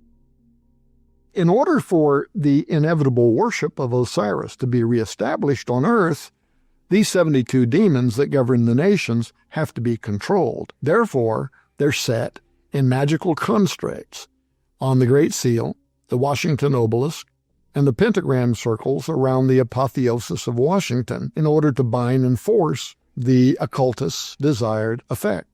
In The Secret Destiny of America, Hall noted as well that the 72 stones of the pyramid on the Great Seal correspond to the 72 arrangements of the Tetragrammaton, or the four-lettered name of God in Hebrew. He said, quote, "These four letters can be combined in 72 combinations, resulting in what is called the Shemhamphorash, which represents, in turn, the laws, powers, and energies of nature," end quote.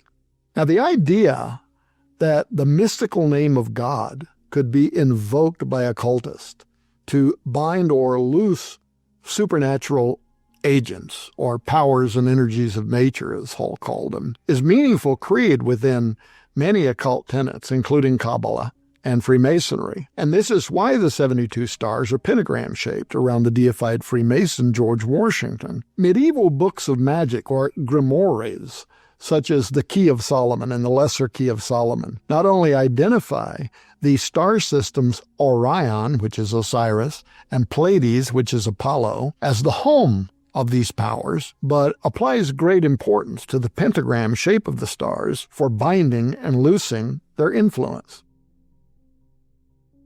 Adept Rosicrucians of Freemasons have been using these magical texts forever, the Key of Solomon and the Lesser Key of Solomon, to do just that. Modern people, especially in America, might view the architecture used in this magic, the dome representing the habitually pregnant belly of Isis, and the obelisk representing the erect phallus of Osiris, as profane or pornographic. But in fact, to the occultists, these are ritualized fertility objects, which they and the ancients believed could produce tangible reactions, properties, or manifestations within the material world. The obelisk and dome, as imitations of the deity's male and female reproductive organs, could, through government representation, invoke into existence the being or beings symbolized by them. So through such imitative sex, the dome and obelisk become energy receivers capable of assimilating Ra's essence from the rays of the sun, which in turn draw forth the seed of the underworld Osiris. The seed of the dead deity would, according to the supernaturalism, transmit upward out of the underworld through the base or testes of the obelisk, and magically emit from the tower's head into the womb or dome of Isis, where incarnation into the sitting pharaoh or king or president would occur during what Freemasons also call the raising of Osiris ceremony. And in that way, Osiris could be habitually born again, reincarnated as Horus, and constantly direct the spiritual destiny of the nation.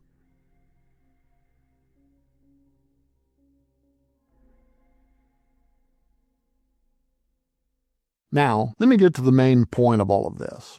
Because the book of Revelation depicts a final global political figure called Antichrist, who gains allegiance of the world's religious community through a powerful religious leader called the false prophet, it's not surprising to find that the magical constructs in Washington, D.C., necessary for Apollo-Osiris resurrection are mirrored in the very city where the Apostle John said a global harlot church would lead mankind into subservience to the man of sin, something many conservative Catholics for hundreds and hundreds of years have also believed and written about.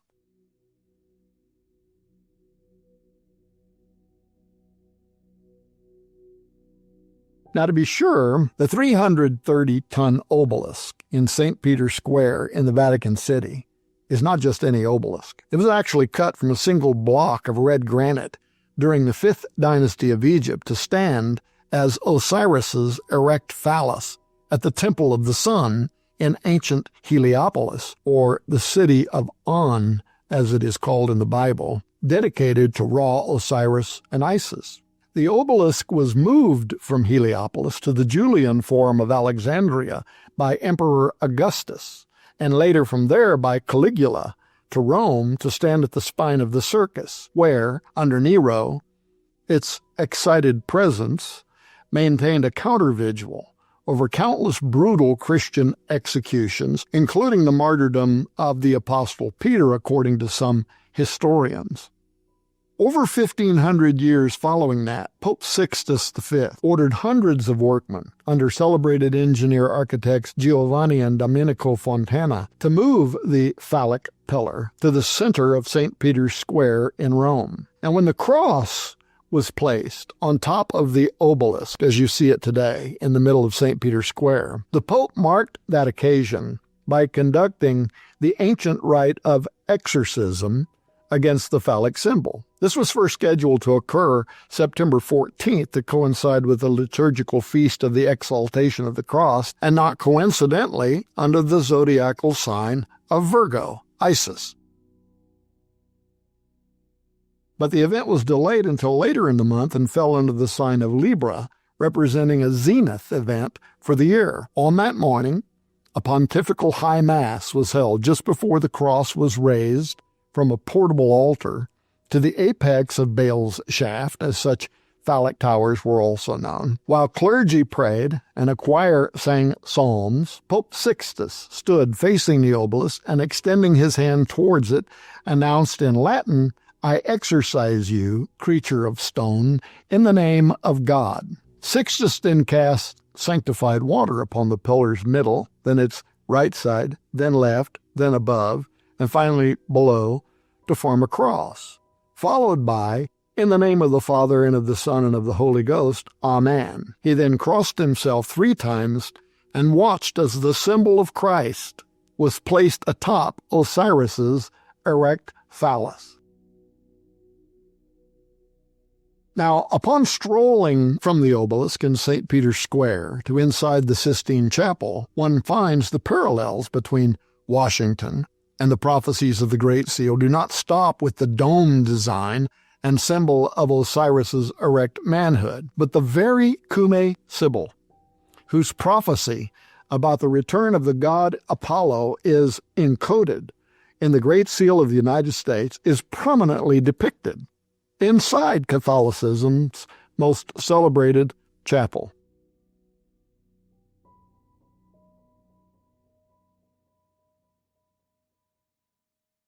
With all of that in mind, whatever happens between now and 2025, I firmly believe events unfolding around the world today, and especially inside the United States, suggest a very near future in which a man of superior intelligence, wit, charm, and diplomacy is indeed going to emerge on the world scene as a savior. He will seemingly possess transcendent wisdom that enables him to solve problems and to offer solutions for many of today's most perplexing issues. His popularity is going to be widespread. His fans are going to include the young and old, religious and non-religious, male and female. Talk show hosts are going to be interviewing his colleagues. News anchors will be covering his movements. Scholars will be applauding his uncanny ability at resolving what has escaped the rest of us. And the poor will bow down at his table.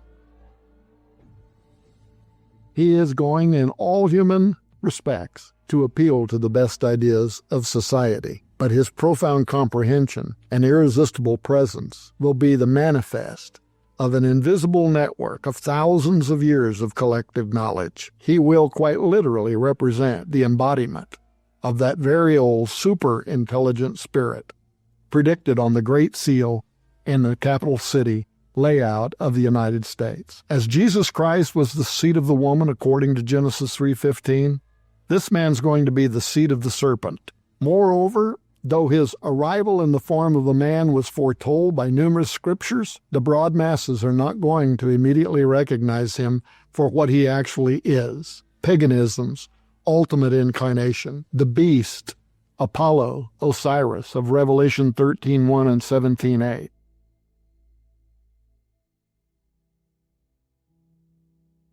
And so I have to ask you something. Are you therefore prepared spiritually, mentally, and physically for what is just ahead? Ancient and modern occultists obviously have plans for the near future, including strategies to install the dreaded man of sin who will, for a short period of time, conquer and then betray the human race.